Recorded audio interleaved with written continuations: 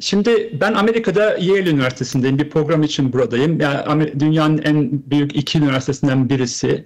Burada insanlar geleceği tartışıyorlar. Yapay zekayı, teknoloji devrimini tartışıyorlar. Biliyorsun Türkiye yaklaşık 200 yıldır bir bölge çalkantı içinde. Biz endüstri devrimini kaçırdık, teknoloji devrimini kaçırdık, internet devrimini kaçırdık. Şimdi eğer ki kendi kuyruğunu kovalayan kedi gibi olmaya devam edersek yapay zeka devrimini de kaçıracağız ve maalesef nal toplamaya devam edeceğiz. Yani böyle yoksul bir ülke olmamızın sebebi, yani bu kadar medeniyetin göbeğinde bu kadar yoksul bir ülke olmamızın sebebi aslında kendi iç meselelerimizi çözemememizle ilgili. Burada dünyanın 170 ülkesinden en parlak beyinler geliyorlar, Amerikan ekonomisine katkı sunuyorlar. Türkiye'den de on binlerce beyin maalesef Amerika'ya göç ediyor. Beyin göçü niye? Demokratik bir ülke değiliz çünkü. İşte bu noktada Sayın Öcalan'ın yaptığı bu girişim tarihi önemde. Ya toplumsal meselelerimizi çözüp geleceğe hep birlikte bakabileceğiz ve hak ettiğimiz gibi refah içinde, barış içinde yaşayan bir toplum olacağız, ya da kaoslarla devam edip 10 yıllar daha kaybedeceğiz ve on binlerce yurttaşımızı daha kaybedeceğiz. Böyle kritik bir eşikteyiz. Şimdi az önce sevgili Gülistan dedi ki biz bugün Filistin bildirisi yayınladık, değil mi?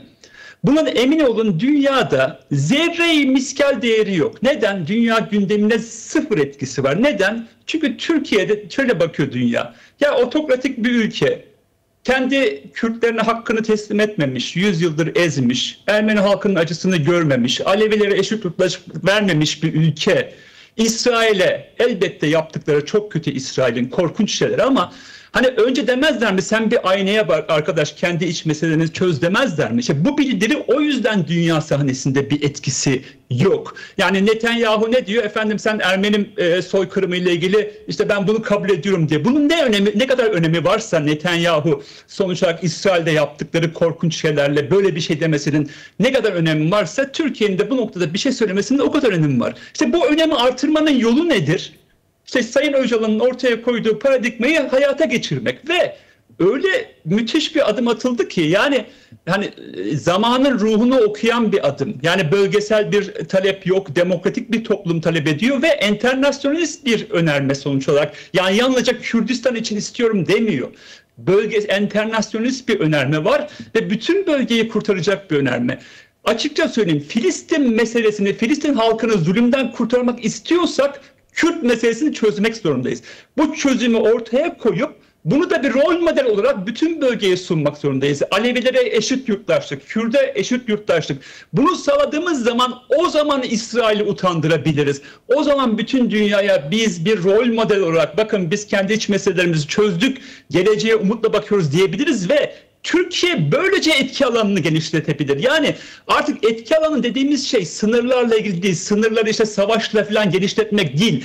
Etki alanı dediğimiz şey bir model ortaya koyup bu modelin ekonomik altyapısıyla, diplomatik altyapısıyla, kültürel altyapısıyla hegemonya yaşatmasıdır. Yani sınırları anlamsız kılmanın yolu nedir? Bir model ortaya koyarsınız. Bu model o kadar beğenilir ki Türkiye'de de geçerli olur, Suriye'de de geçerli olur, Lübnan'da da yarın öbür gün İsrail'de de geçerli olur. Netanyahu hükümetini devre dışı bırakmanın tek bir yolu var. Filistin halkını, Filistin ve İsrail sonuçta küçük ülkelerden bahsediyoruz bunlar. Yani haritaya baktığımızda küçük bir bölgeyi ifade ediyor ama Türkiye büyük bir ülke. Suriye, İran, Irak, bu bölgelerde biz çoğulcu bir demokrasiyi yakalayabilirsek emin olun Netanyahu hükümeti bir gün bile bu politikalarına devam edemez. Komisyona pek çok kişi gelip konuşuyor. Bülent Arınç'ın konuşması önemliydi.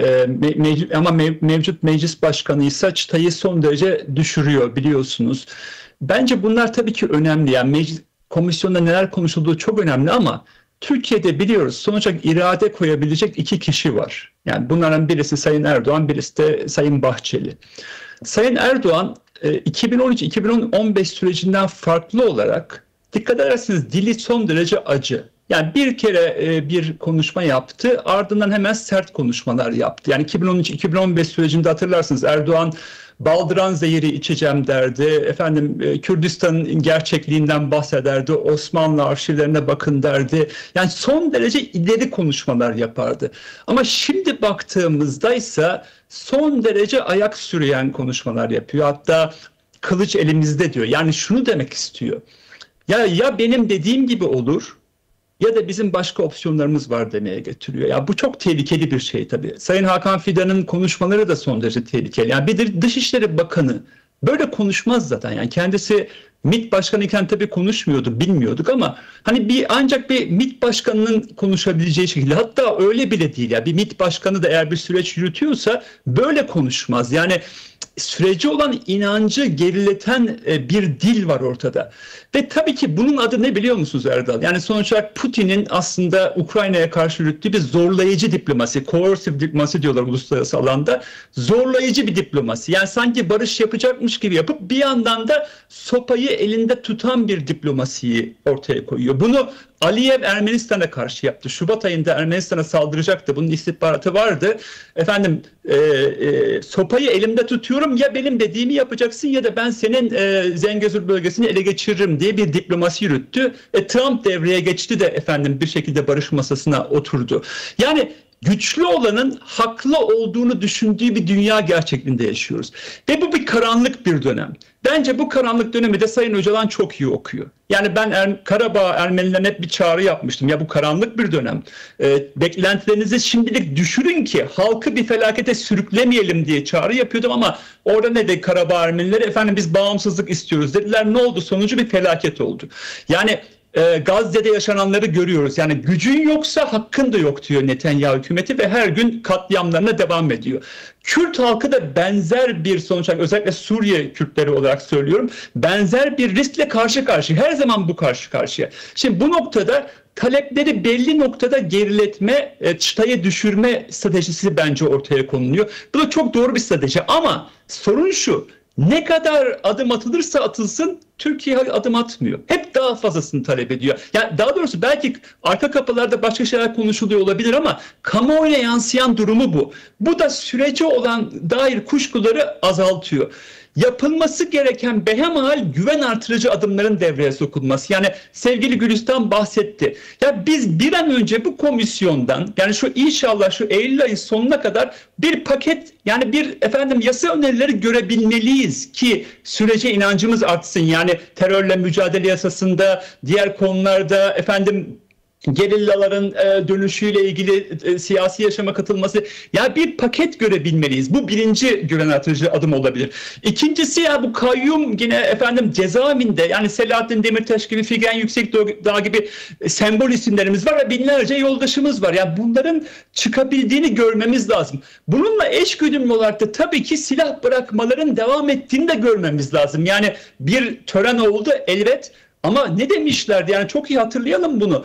Bu süreç çok hızlı yürüyecek demişlerdi, öyle değil mi? Yani 3 ay içinde olacak, bitecek, yasalar çıkacak, silahlar bırakılacak. Ama biz 6. ayındayız, daha sonuç göremedik. Yani akmayan su bulanır diye bir laf vardır. Mutlaka hızla bu süreci devam ettirebilmeyiz. Ekim ayı bu anlamda çok kritik olacak.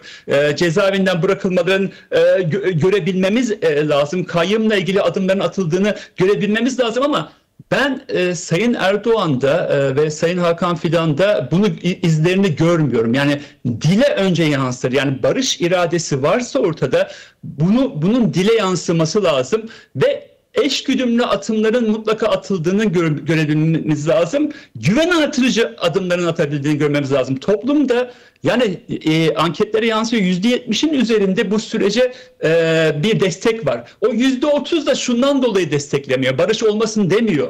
Yani bunun arkasında ne var diye bakıyor. Yani bunun arkasında Erdoğan'ın tek adam rejimini sürdürme şeyi mi var? Yani siyasi bir arka planı mı var diye %30'da karşı. Yoksa kan dökülsün, çatışma devam etsin demiyor. Yani %100'e yakın bir destek var aslında ama herkes diyor ki Erdoğan'ın aklında başka bir planı var. Kürt halkı da tabii ki haklı olarak güvenmiyor. Dananın kuyruğu Suriye'de kopacak Erdal. Ama Suriye'deki sorun şu: merkezi irade, yani Ahmet El-Şara rejimi şu anda belli pragmatik adımlar atmak istiyor aslında. Onlar son derece pragmatik bakıyorlar meseleye. Ve Trump biliyorsun Amerika'da artık askeri bir varlık, Suriye'de bir askeri varlık olmasını istemiyor ama ekonomik olarak girmek istiyor. Yani biliyorsun Trump için her şey ekonomi, yani ve çıkarları varsa Trump orada. Özel temsilci Barak biliyorsun yakın zamanda Azerbaycan gazının Suriye yakmasıyla ilgili anlaşmalar yaptı. Elektrik altyapısı ile ilgili anlaşmalar yapıldı ve Suriye'yi de ciddi bir ekonomik alan olarak görüyor. Ve bunun için de orada bir stabilizasyonun sağlanmasına esas alıyorlar. Ve Barak da öğreniyor. İlk başta daha merkeziyetçi, bir an önce anlaşmayı yapın diye bakarken olayın gerçekliğinin bence farkına vardı özel temsilci Tom Barak ve şimdi daha ademi merkeziyetçi bir çözümün daha gerçekçi olduğunu gördü. Yani Trump yönetimi suların bir an önce durulmasını ve Suriye'de sonuç olarak 10 yıllardır sorunlar yaşayan bir halkın ekonomik anlamda ciddi bir potansiyelinin olduğunu ve bu noktada refahın sağlandıkça da İsrail'e karşı olan riskin de azalacağını düşünüyor. Yani diğer mesela Ürdün'le olan Abraham anlaşmaları çerçevesinde diğer Arap ülkelerle olan Abraham anlaşmalarının Suriye ile de yapılabileceğini öngörüyorlar ve Suriye ile İsrail'in bir barış sağlayabileceğini öngörüyorlar ve Ahmet Al-Şara'ya da ciddi bir yatırım yapıyorlar. Yani Ahmet Al-Şara yönetimde kalmalı ama hakları da teslim etmeli çerçevesine bakıyorlar. Yeter ki bir çözüm bir an önce olsun ve ekonomik olarak da biz hegemonyamızı bölgede gerçekleştirelim. Nasıl ki Körfez ülkelerinde biliyorsun Amerika'nın çok ciddi etkisi var. Trump ilk ziyaretini nereye yaptı? Suudi Arabistan, Katar ve Arap Emirlikleri'ne yaptı ve burada trilyonlarca dolar dediği anlaşmaları yaptı ve bu para Amerika'ya akıyor. Karşılığında belli yatırımlara söz konusu ve Arap Emirlikleri ve Suudi Arabistan'da Suriye'ye yatırım yapmak için bekleyen şirketleri var. Yani 10 milyarlarca dolar parayı Körfez sermayesi koyacak ve bunun içinde bir istikrar olması gerekiyor ve İsrail'in güvenliğine de halel getirmeyecek bir çözümün peşinde Amerika. Bunu sağlama yönünde bakıyor. Şimdi baktığımızda Amerika'dan görülen durum bu. Ama bu noktada Türkiye ne yapıyor? Maalesef Türkiye çok yanlış bir politikayı devreye sokuyor. Bakın ben Ermenistan, Azerbaycan'dan yine referans vereceğim. Ben 10 yıldan fazla süredir Türkiye'ye çağrı yapıyorum. Gelin diyorum şu iki küçük ülkeyi barıştırın. Ermenistan ve Azerbaycan'ı diyorum. Ne dediler ama bunun karşılığında? Turan yolu yapacağız değil mi? Hani Türk dünyasına ulaşan milliyetçi, ırkçı bir Turan yolu yapacağız dediler. Ermenistan'ı yok sayacağız, orayı işgal edeceğiz dediler. Sonu ne oldu? Turan yolu, Trump yolu oldu. Yani sen eğer ki bir ülkeyi, bir entiteyi, bir topluluğu döveceğim dersen, yok edeceğim dersen, o toplulukta başının çaresine bakar, başka çareler arar. Ermenistan'ı Trump yoluna mecbur ettiler. Yani ondan sonra vay efendim sen işte emperyalistlerle işbirlik yapıyorsun diye ortaya bir söylem koyuyorlar. Şimdi Türkiye için tarihi riskler var bence. Evet gerçekten var. Ama tarihi fırsatlar da var. Yani tarihin çok önemli bir dönemeci Türkiye. Ya bu tarihi fırsatı görüp Suriye'nin bir tek Selefi yapısına değil, bütün halklarına, Dürzilere de, Alevilere de, Kürtlere de elini uzatacak ve etki alanını genişletecek ya da amiyane tabirle söyleyeceğim, raconu yine Amerika kesecek. Yani İsrail'le sonuç olarak olan etki alanı rekabetinde Türkiye şu anda geride.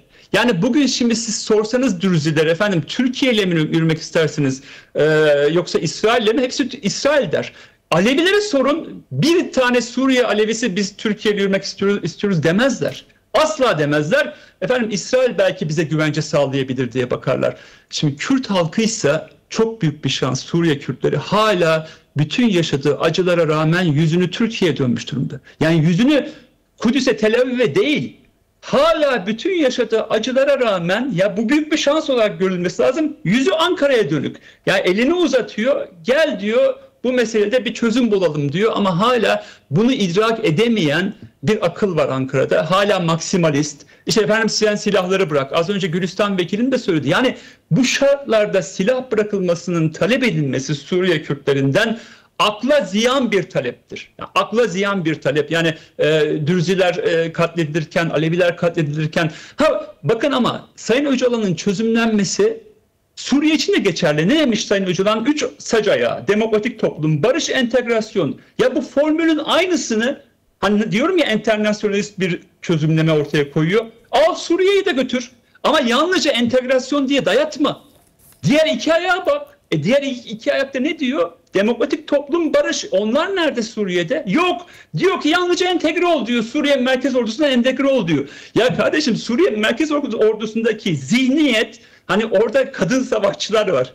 Kadının varlığına bile tahammül edemeyen bir zihniyet. Ya bırak kadın savaşçıyı. Ya bu anlamda bu zihniyet, 180 derece olan iki dünya görüşünün bir anda bir araya gelmesi, yani her şeyin bir zamanı vardır. Yani bu meseleler zaman alır. Derin tartışmalar gerektirir. Bir anda siz kadını yok sayan bir anlayışın kadın savaşçılarla birlikte aynı ordu içinde bir günde bir arada olmasını beklemek akla ziyan bir beklentidir. Önemli olan, Türkiye'de ne diyoruz? Güven artırıcı adımlar.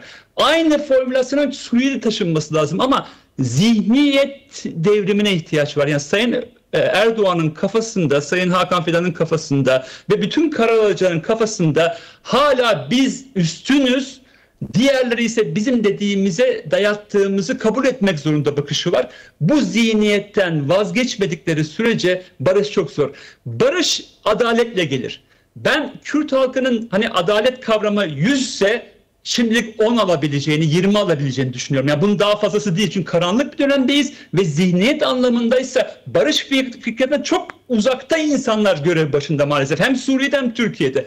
Ya ama bir bile vermiyorlar. Yani %1 adım bile henüz atılmış değil. Sorun burada. Yani 2 adım at, %5 adım at, %8 adım at. Bunu görelim. Ondan sonra diyelim ki ya bugünlük bu barış yolunda elde edilmiş kazanımdır.